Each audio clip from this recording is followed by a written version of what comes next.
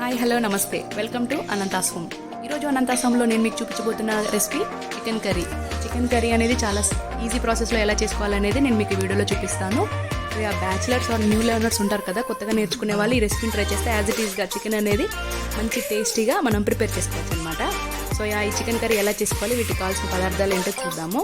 ముందుగా ఒక మిక్సీ జార్లోకి నేను ఒక పెద్ద సైజు వెల్లుల్లి గడ్డను తీసుకొని ఈ విధంగా చిన్న చిన్న పీసెస్గా సపరేట్ చేసుకొని జార్లోకి తీసుకుంటున్నాను.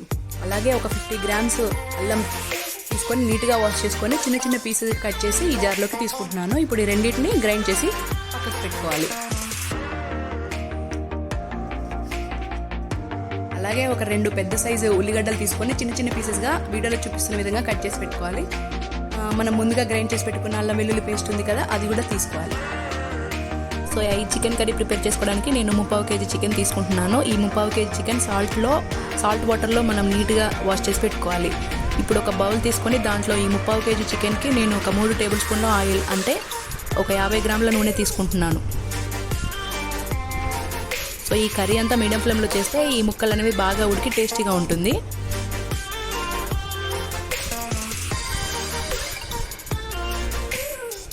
సో ఈ ఆయిల్ అనేది వేడైన తర్వాత మనం చెక్ చేసుకొని ముందుగా కట్ చేసి పెట్టుకున్న ఆనియన్ పీసెస్ ఈ మన ఉల్లిగడ్డ ముక్కలు ఉన్నాయి కదా, ఈ నూనెలోకి వేసుకోవాలి.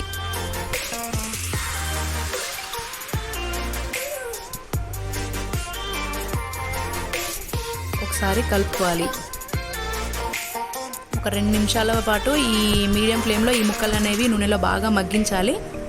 సో కొంచెం కలర్ చేంజ్ అవుతాయి. సో 2 నిమిషాల తర్వాత చూస్తే మనకు ఈ ఉల్లిగడ్డ ముక్కలు అనేవి ఈ విధంగా ఫ్రై అయి ఉంటాయి. దీంట్లోకే మనం ముందుగా నీట్గా వాష్ చేసి పెట్టుకున్న చికెన్ ముక్కలు ఉన్నాయి కదా, ఈ 3/4 kg చికెన్ అనేది దీంట్లోకి యాడ్ చేసుకోవాలి.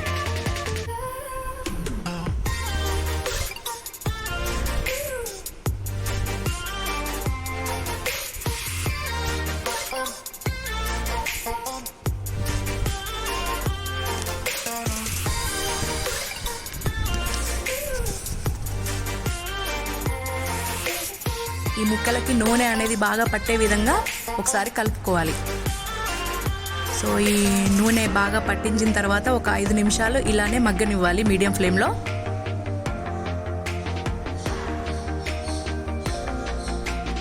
సో ఒక 5 మినిట్స్ తర్వాత మనం ముందుగా గ్రైండ్ చేసి పెట్టుకున్న అల్లం వెల్లుల్లి పేస్ట్ ఉంది కదా, ఈ అల్లం వెల్లుల్లి పేస్ట్ అనేది ఈ చికెన్ ముక్కలకి బాగా పట్టే విధంగా కలుపుకోవాలి.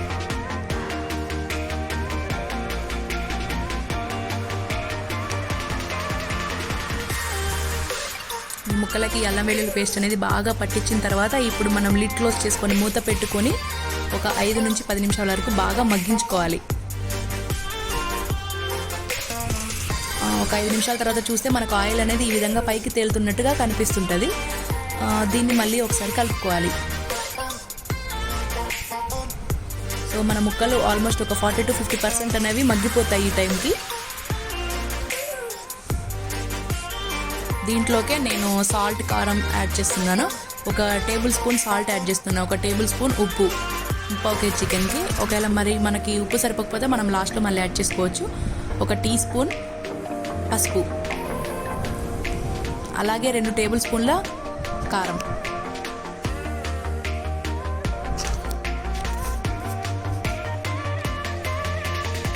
ఈ 3 ఈ చికెన్ ముక్కలకి బాగా పట్టే విధంగా కలుపుకోవాలి.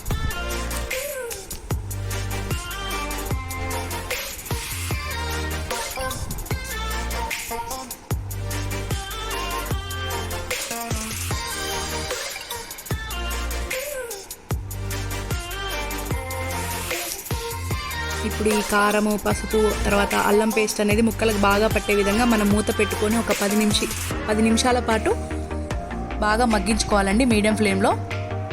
సో ఒక 10 నిమిషాల తర్వాత చూస్తే మనకు ఆయిల్ అనేది ఈ విధంగా పైకి తేలినట్టుగా కనిపిస్తుంటుంది. దీన్ని మళ్ళీ ఒకసారి అడగంటకుండా మొత్తం కలుపుకోవాలి.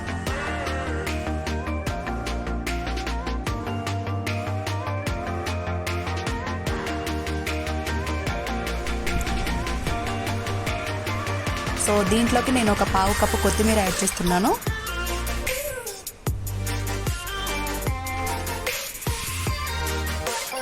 అలాగే ఒక టీ స్పూన్ ధనియాల పొడి, ఒక టీ స్పూన్ గరం మసాలా పొడిని యాడ్ చేస్తున్నాను.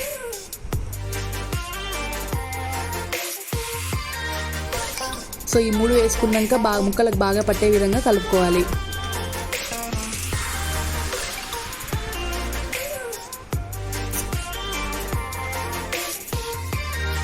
సో ఈ విధంగా కలుపుకున్న తర్వాత దీంట్లోకే మనం గ్రేవీ కోసం వాటర్ అనేది యాడ్ చేస్తున్నాను. నేను 3/4 kg చికెన్కి 3/4 లీటర్ నీళ్ళు యాడ్ చేస్తున్నాను. ఒకవేళ మీరు గ్రేవీ తక్కువ కావాలి, కూర దగ్గరకు ఉండాలి అని చెప్పేసి అనుకుంటే 1/2 లీటర్ వాటర్ అనేవి సరిపోతుంటాయి.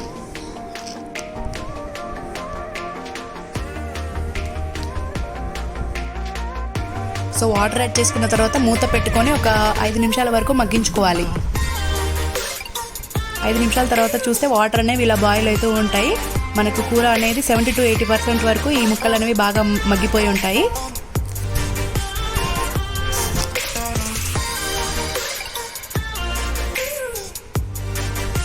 ఒకసారి కలుపుకొని మళ్ళీ మూత పెట్టుకొని ఇంకొక 5 నిమిషాలు మగ్గించుకోవాలి.